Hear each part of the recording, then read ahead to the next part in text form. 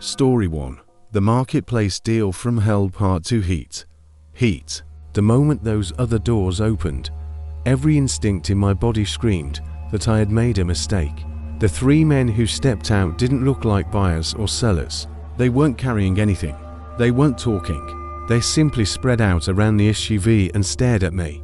The seller smiled and took a few slow steps forward. Suddenly the gaming console became the last thing on my mind. My heart started pounding so hard I could hear it in my ears. I tried to stay calm and told myself there was probably a reasonable explanation. Maybe they were his friends. Maybe they were just giving him a ride. But deep down, I already knew that wasn't true. The seller stopped about 10 feet away from me and held out his hand. "Cash first," he said. His voice sounded completely different from how I imagined it during our messages, cold, flat, almost rehearsed. I asked to see the console before handing over the money. His smile disappeared instantly. The other men continued moving slowly around the parking lot. Not enough to seem obvious, just enough to make me realize they were positioning themselves. One moved toward my truck. Another stood near the exit. The third stayed close to the SUV. That's when I understood exactly what was happening. They never intended to sell me anything. They intended to take the money, and probably much more than that. I took a step backward. The seller immediately noticed. "Problem?" he asked. I forced a smile and shook my head. "Actually, yeah, I forgot the cash in my truck." It was a terrible lie. The envelope was practically visible in my hand. But it bought me a second, just 1 second. The seller glanced toward the envelope, then toward the other men, then back at me. The smile returned, only now it looked far more dangerous. "You ain't leaving yet," he said. That's when I turned and ran.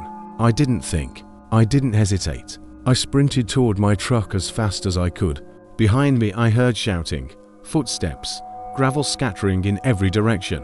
My keys slipped from my hand as I reached the driver's door. For one horrifying moment, I thought I was finished. My hands were shaking so badly, I could barely grab them. The footsteps were getting closer. I finally managed to unlock the truck, throw myself inside, and slam the door shut. A second later, someone smashed against the side of the vehicle. I jammed the key into the ignition and started the engine. The tires spun wildly as I accelerated. The truck fishtailed across the gravel before finding traction. In the mirror, I saw the SUV racing after me. The next 10 minutes felt like something out of a nightmare. The SUV stayed right behind me the entire time. Every turn I made, they followed. Every road I took, they stayed there. I wasn't sure if they wanted the money, my truck, or something worse. All I knew was that I couldn't lead them home. I drove straight toward the nearest police station. The moment the SUV realized where I was heading, it suddenly slowed down. Within seconds it turned around and disappeared into the darkness. I sat in the police station parking lot for nearly 20 minutes trying to calm down. My hands wouldn't stop shaking. Eventually an officer came outside and asked if I needed help. I told him everything. Unfortunately, without license plate numbers or clear descriptions, there wasn't much they could do. The listing disappeared from the marketplace within an hour. The seller's account vanished too. It was as if none of them had ever existed. When I finally got home, my wife immediately knew something was wrong. I looked pale, exhausted, terrified. I told her the entire story while sitting at the kitchen table. My son never got the gaming console. Honestly, after that night, I didn't care anymore. Every time I opened the Marketplace app, I remembered those headlights in the darkness. I remembered the footsteps. I remembered how close I came to becoming another missing persons case on the evening news. People always think they're smart enough to spot a scam. They think they're careful enough to avoid danger. I used to think that too. But sometimes all it takes is one moment of hope, one deal that's just a little too good to be true. One decision you convince yourself isn't that risky. And before you realize it, you're standing alone in the dark with people who never planned to let you leave. Story 2. The Easter Trail Part 1. Heat. It happened on Easter Sunday when I was 24 years old. And even now, years later, I still refuse to walk through wooded trails after dark. Some people say fear is irrational. They say once enough time passes, you should be able to move on. But fear doesn't work that way. Fear doesn't care how many years have gone by. Fear remembers every detail, every sound, every shadow, every second that made your heart stop beating normally. That's exactly what happened to me. That Easter night. My older brother Ryan and I had always been close. Growing up, we did everything together. We fought sometimes, sure, but at the end of the day, he was still my best friend. Every Easter, our entire family gathered at our grandparents' farmhouse, just outside town. It was one of those traditions that never changed. The same food, the same decorations, the same stories being told over and over again by relatives who somehow never got tired of hearing themselves talk. Usually Ryan and I enjoyed it. The farm was surrounded by fields and woods, making it feel like a completely different world compared to the city. The quickest route back home was a trail that cut through nearly 3 miles of forest. During the day it was beautiful. Families walked there. Kids rode bicycles. People walked their dogs. We'd used that trail hundreds of times growing up and never experienced anything strange. But Easter dinner always ran late. And by the time Ryan and I started walking home, darkness had already settled across the woods. At first everything felt normal. We joked about our relatives and laughed about how our grandfather somehow managed to tell the exact same stories every year without changing a single word. The trail was quiet except for the sound of leaves crunching beneath our shoes. The moonlight barely reached through the thick trees overhead, leaving most of the path hidden beneath shadows. Still, neither of us felt nervous. We knew these woods better than anyone. About 20 minutes into the walk, we heard the whistle. It wasn't loud. Just a short, sharp whistle somewhere in the darkness. Ryan immediately stopped walking. "Did you hear that?" he asked. I nodded. For several seconds, we listened. Nothing. No movement. No voices. No second whistle. Eventually Ryan shrugged. "Probably someone walking there, dog." I wasn't convinced. The sound felt strange somehow. Not because it was scary, because it sounded intentional. Like someone trying to get our attention. We continued walking. Few minutes later, it happened again, the exact same whistle. This time much closer. Ryan stopped talking immediately. I could tell he felt it. The sudden tension, the feeling that something wasn't right. We both looked around but saw nothing except darkness between the trees. No flashlights. No hikers. No animals. Nothing. "Let's just keep moving," Ryan said. I agreed. We started walking faster. Not running, just fast enough to put distance between ourselves and whatever had made that sound. For a while everything seemed normal again. Then we reached the old bridge. The bridge crossed a narrow creek and marked roughly the halfway point of the trail. During the daytime, it was one of the nicest spots in the forest. At night it looked completely different. The wooden structure creaked constantly in the wind, and the water below reflected just enough moonlight to create strange moving shadows. As we stepped onto the bridge, I felt something watching us. I know how crazy that sounds, but it was real. That sensation people talk about when they know they're being observed. Every instinct in my body was screaming at me to turn around. I resisted. Then Ryan suddenly froze. "What?" I asked. He didn't answer immediately. Instead, he pointed toward the opposite end of the bridge. At first I didn't see anything. Then I noticed it. A silhouette. Standing perfectly still. At the far end. Watching us. The figure wasn't moving. It wasn't walking. It wasn't talking. Just standing there. For several seconds neither of us said a word. Then the figure slowly raised one arm. And whistled. The exact same whistle. My stomach dropped. Instantly. Ryan grabbed my arm. "Let's go." We turned around and started walking back the way we came. Not running. Not yet. Just walking quickly, trying not to panic. Trying not to show fear. But after about 30 seconds, I looked over my shoulder. The figure was gone. Not walking toward us. Not standing where we'd seen it. Gone. Completely gone. That terrified me more than anything else, because there was nowhere for it to go. The woods on both sides of the bridge were thick and difficult to move through, yet somehow the person had vanished. Ryan. What? He's gone. Ryan looked behind us. The color drained from his face. For the first time all night, neither of us tried pretending everything was okay. Then we heard movement. Heavy movement. Somewhere in the trees beside us. Branches snapping, leaves crunching, something moving parallel to the trail, keeping pace with us. Following us. And whatever it was. It was getting closer. Story 3. The April Fool's Call. Heat. There are certain phone calls you never forget. The kind that replay in your mind years later when you're trying to sleep. The kind that make your stomach drop every time your phone rings unexpectedly in the middle of the night. For me, that call came on April 1st. Most people hear that date and think of harmless pranks, practical jokes, fake news stories, and friends trying to embarrass one another.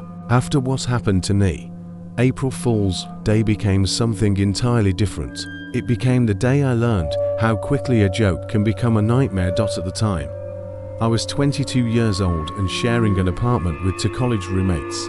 We were all engineering students, which meant our lives revolved around lectures, assignments, caffeine, and very little sleep. My best friend Tyler was the complete opposite of me. While I stressed over every exam and project, Tyler somehow managed to coast through life without worrying about anything. He was the type of guy who could make friends anywhere. He was always smiling, always joking, and always looking for ways to entertain himself, even if it meant driving everyone around him insane. Unfortunately, Tyler also loved pranks. Not normal pranks either. He liked elaborate pranks, the kind that required planning, the kind that made people genuinely angry. One year he convinced half our class that a professor had been fired. Another time, he hid dozens of alarm clocks throughout a friend's apartment and programmed them to go off at random times over several days. Everyone who knew him expected some kind of prank every April Fool's Day. Which is exactly why I ignored the first call. It was 3:17 in the morning when my phone started vibrating on the nightstand beside my bed. I glanced at the screen. Tyler. I immediately declined the call, then rolled over and tried to go back to sleep. A minute later he called again. Then again. And again. By the 6th call I was getting irritated. By the 10th call was furious. My roommates were awake too. One of them threw a pillow at my door and yelled for me to answer the phone before he lost his mind. So I finally did. The moment the video connected, I knew something was wrong. Tyler didn't look like Tyler. His face was pale. His eyes were bloodshot. Sweat covered his forehead. He kept looking over his shoulder every few seconds. For the first time since I'd known him, he looked genuinely terrified. Not fake terrified. Not prank terrified. Actually terrified. Tyler. He didn't answer immediately. Instead he lowered his voice to a whisper. Dude. What? I think somebody's inside my house. I immediately rolled my eyes. Seriously? I'm not joking. Nice try. I'm serious. I sighed. Of course, he was doing this. It was April Fool's Day. Exactly the kind of thing he'd do. Tyler, go to sleep. I'm not kidding. His voice cracked. That got my attention. Tyler never broke character during pranks. Never. Yet something about the way he said it felt real. I sat up in bed. What happened? He swallowed hard. I heard someone downstairs. You live alone? I know. Maybe it's your neighbors. No, maybe it's other sound. Interrupted me. A loud crash. Somewhere inside his house. Tyler froze. His eyes widened. The camera shook violently. Did you hear that? I had. And suddenly, I wasn't so sure this was a prank anymore. The crash had sounded real. Very real. Tyler slowly stood from his chair. Stay on the phone. Call the police. I'm checking first. No, you're not. Another sound echoed through the phone. A door slamming. Heavy footsteps. My heart started pounding. Tyler. No response. He was already moving.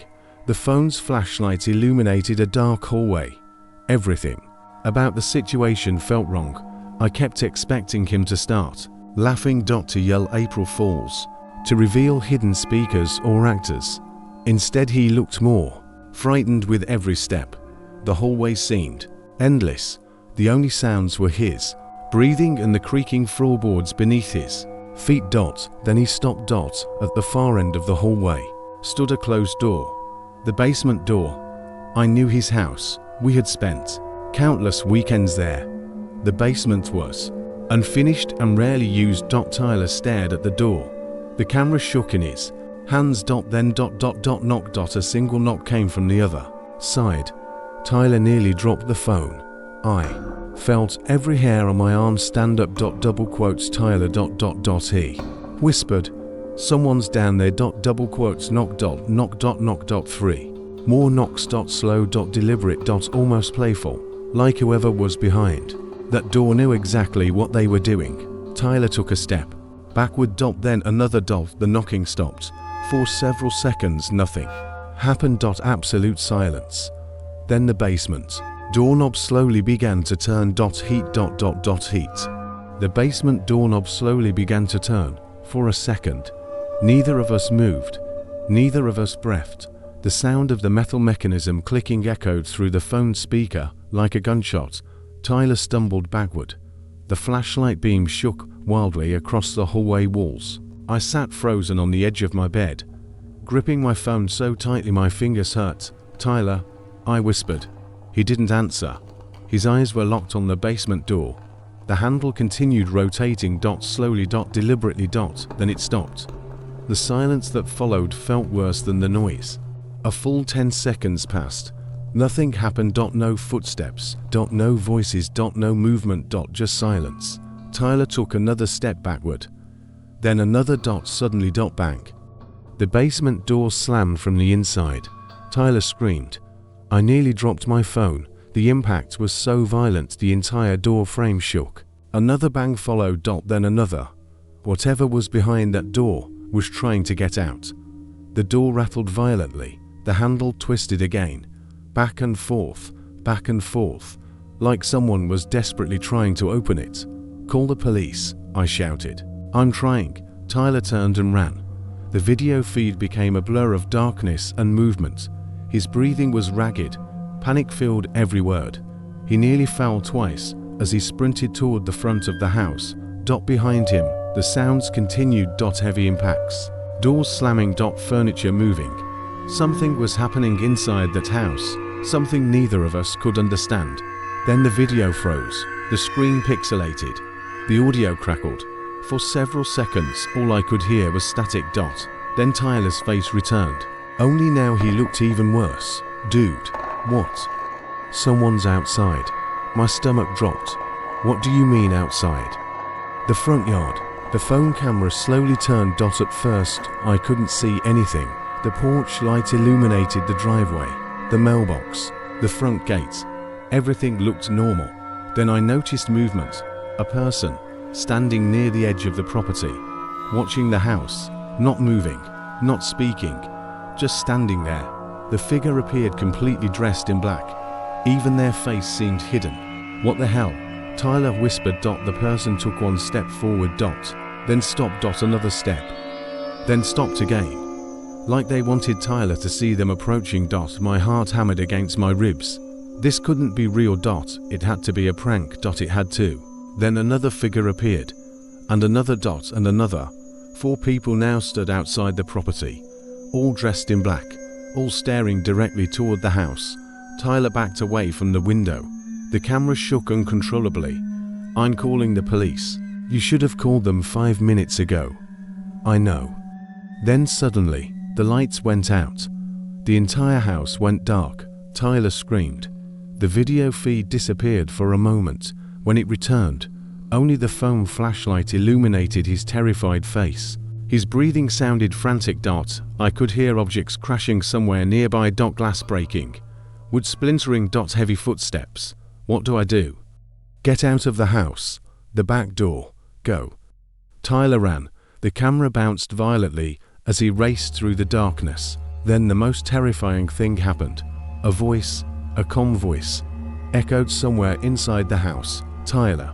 The blood drained from my face. The voice wasn't loud. It didn't need to be. It sounded close. To close. Tyler stopped running. His flashlight swept across the room. Nothing. No one. Then the voice came again. Tyler. Closer this time. Much closer. The sound seemed to come from directly behind him. Tyler spun around. The flashlight illuminated an empty hallway. Then something moved. Just for a second. A shadow. Crossing the beam. Fast. To fast. Tyler bolted toward the kitchen. He reached the back door. Grabbed the handle. And pulled. Nothing. The door wouldn't open. He pulled harder. Still nothing. Locked. Or jammed. Or held shut. I don't know. All I know is the panic on his face became pure terror.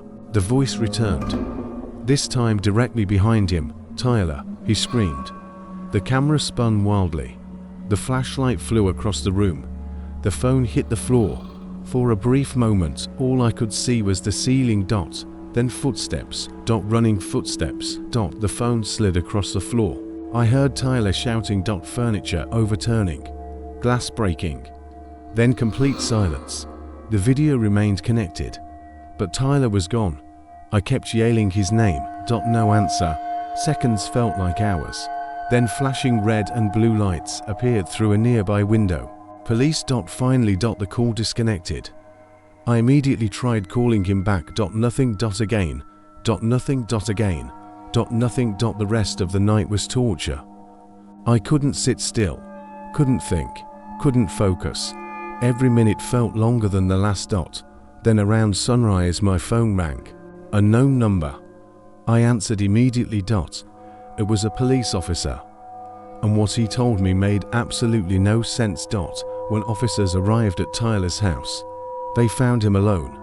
Completely alone. No intruders. No signs of forced entry. No damaged locks. No footprints. No broken windows. Nothing. The basement door was locked from the outside. The people in the yard didn't exist. There was no evidence anyone had been there. Tyler himself couldn't explain it. He remembered hearing noises. He remembered seeing figures. But after police searched the property. Everything had vanished. For weeks we tried making sense of it. Eventually Tyler admitted something important. Something he hadn't told me before. For nearly 3 days he had barely slept. He was overloaded with stress, running on caffeine. Energy drinks, and almost no rest. The doctors believed exhaustion had triggered a severe panic episode. Maybe hallucinations, maybe sleep deprivation, maybe something else. I wanted to believe them. I really did. But there was one detail nobody could explain. The video call. Because I heard those sounds too. I heard the crashes, the footsteps. The voice. And unless exhaustion can somehow travel through a phone line, I still don't know what happened that night. Even now, years later, every April Fool's Day, around 3:17 in the morning, I wake up automatically, without fail, and every time my phone lights up in the darkness. My heart skips a beat, because part of me still wonders, what if Tyler wasn't imagining any of it? Heat. Story 4. The Sneaker Release Nightmare Part 1. Heat. Some people think violence only happens in dangerous places. Dark alleys, abandoned buildings, empty streets. I used to think the same thing. Then I learned that sometimes all it takes is a pair of shoes. A stupid pair of shoes. Looking back now, it's hard to believe how quickly everything spiraled out of control. The day started normally enough. It was a Saturday morning in early April. One of the biggest sneaker releases of the year was happening. My younger brother Ethan had been talking about these shoes for months. Every time a new photo leaked online, he'd show it to me. Every review video. Every rumor. Every release update. He knew everything about them. And honestly, I couldn't blame him. The shoes looked amazing. Since our father wasn't around much growing up, I'd always tried to fill that role whenever I could. I wasn't perfect, but I did my best. When Ethan wanted something and I could afford it, I tried to help Dot, so when he asked if I would take him to buy the new sneakers, I agreed immediately. The store opened at 10 a.m. We arrived at 6:30, and we were already too late. The line stretched around the entire shopping center. Hundreds of people stood outside. Some were drinking coffee. Others were sitting in lawn chairs. A few had tents. For shoes. Ethan looked disappointed. I laughed. Relax, we'll get a pair. You don't know that. Trust me. I shouldn't have said that. Hours passed. The line barely moved. The sun climbed higher. People became impatient. Arguments started breaking out. Nothing serious. At first. Someone accused another person of cutting in line. Someone else claimed people were holding spots for friends. Security guards repeatedly walked up and down the line, trying to keep everyone calm. By noon, the atmosphere had completely changed. Nobody was smiling anymore. Everyone looked tense. Agitated. Desperate. Rumors started spreading through the crowd. The store had received fewer pairs than expected. Some people claimed there were only 50 available. Others said 30. Every version made people more nervous. Then one employee accidentally made everything worse. The doors opened briefly. A worker stepped outside, and someone shouted the question everyone wanted answered. How many pairs do you have? The employee hesitated. That hesitation alone told us everything. Then he said it. Not enough. The crowd erupted. People started yelling immediately. Others pulled out their phones. Several people actually left, but most stayed, including us. Ethan wasn't giving up. Neither was I. We had already waited 6 hours. At that point it felt impossible to leave. Finally, around 2 p.m., we made it inside. The store looked like a battlefield. Employees were exhausted. Security guards stood near every entrance. Customers hovered around the registers like vultures. Everyone knew supply was running low. You could feel the tension. Ethan found the display almost immediately. His eyes lit up. There they are, for the first time all day. He looked happy. We approached an employee, asked for his size. The worker disappeared into the stockroom. Several minutes passed. Then he returned carrying a box. The last box. I didn't know it at the time. Neither did Ethan. But everyone else seemed to realize it instantly. The employee placed the box on the counter. Ethan reached for it. Then another hand grabbed the box. At the exact same moment, a large man. Mid-40s. Shaved head. Heavy build. Angry eyes. The type of person who always seemed one bad day away from exploding. He yanked the box toward himself. Ethan held on. That's mine. No. I asked first. No, you didn't. The employee immediately stepped between them. Sir, please calm down. The man ignored him. His attention remained fixed on my brother, and the look in his eyes sent a chill down my spine. Let go of the box. Ethan refused. The man smiled. Not a friendly smile. The kind that warns you something bad is about to happen. Then he whispered something only Ethan could hear. My brother's face went completely pale. What did you say? The man didn't answer. Instead, he pulled harder. The box tore slightly. The employee shouted. Security started moving toward us. The crowd gathered closer. Phones appeared. People started recording. And that's when everything exploded. The man shoved Ethan hard. My brother stumbled backward. I immediately stepped forward. Don't touch him. The man looked at me. Then laughed. A cold. Mocking. Dangerous laugh. And suddenly I knew. This wasn't about sneakers anymore. This guy wanted a fight. And he was about to get one. Heat. The moment the man laughed, I knew we had a problem. Not because he looked tough, not because he was bigger than me, because he looked like someone who genuinely enjoyed conflict. The security guards were already moving toward us, but the crowd had become so packed that it was difficult for them to get through. Everyone wanted to see what happened next. Phones were pointed in our direction. People were recording. Whispering. Watching. Waiting. The employee grabbed the sneaker box and pulled it behind the counter. Nobody gets the shoes until you both calm down. That should have ended the situation. Instead, it made things worse. The man's expression darkened immediately. He slammed both hands onto the counter. "Those shoes are mine." The employee shook his head. "No, sir. I've been waiting all day. So has everyone else." The man looked around the store. Then back at Ethan.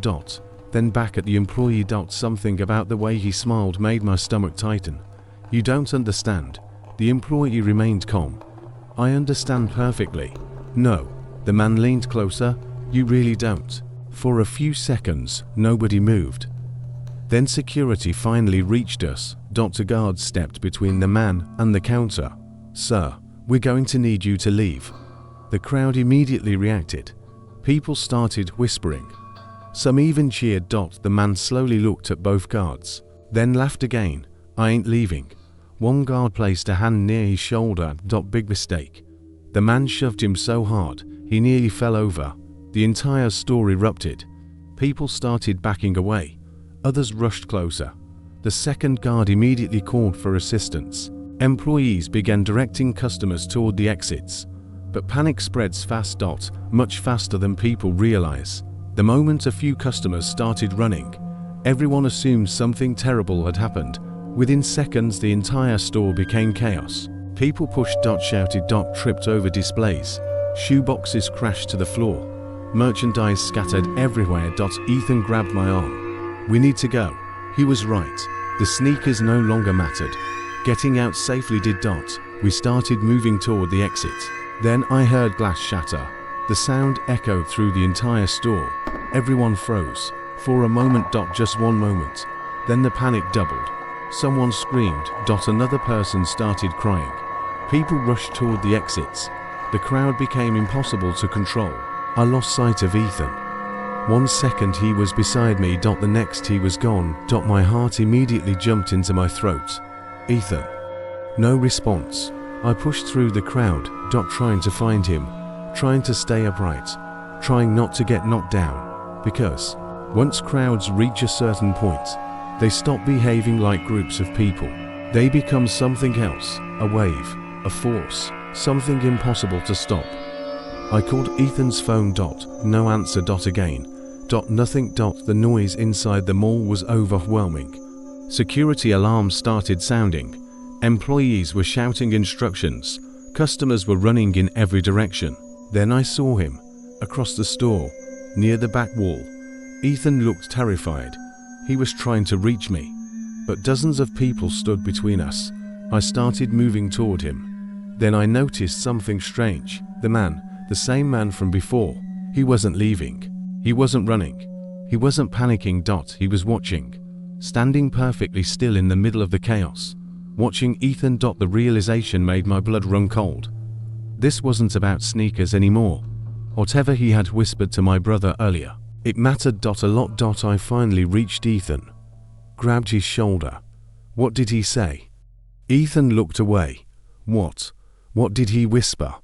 For a second, he didn't answer. Then he finally spoke. He said he knew me. My stomach dropped. What?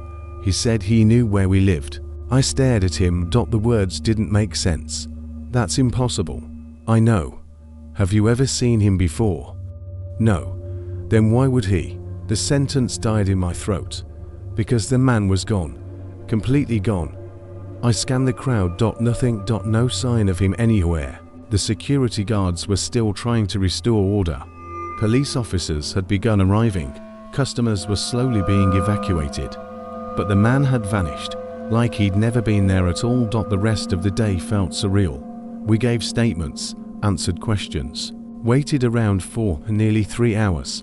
Eventually the police concluded the situation was simply an aggressive customer causing trouble. No criminal charges. No arrests. No further investigation. Case closed. At least for everyone else. For us. It was just beginning. Because 2 nights later, around midnight, Ethan called me. His voice sounded terrified. Exactly the way Tyler's had sounded during that April Fool's call. He's outside. What? The sneaker guy. I sat upright instantly. What do you mean outside? I mean outside. I rushed to the window of my apartment. My heart pounding. Call the police. I already did. Where is he?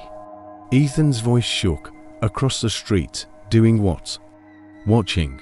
The word sent chills through me. Watching. The exact same thing that figure in the Easter woods had done. The exact same thing that terrified people always describe before something bad happens. Watching. I stayed on the phone with him until officers arrived. By the time they got there, the man was gone. No vehicle. No witnesses. No evidence. Nothing. For weeks afterward, strange things continued happening. Unknown numbers calling Ethan. Silent voicemails. People hanging up the moment he answered. A car parked outside his house several nights in a row. Every time police arrived, it disappeared. Eventually, everything stopped. Just stopped. As suddenly as it had begun. No explanation. No answers. No suspect. Nothing. Years later, Ethan still talks about that day.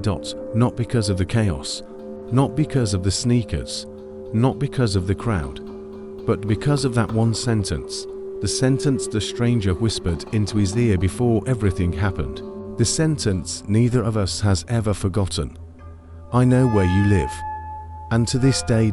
We still don't know how he knew.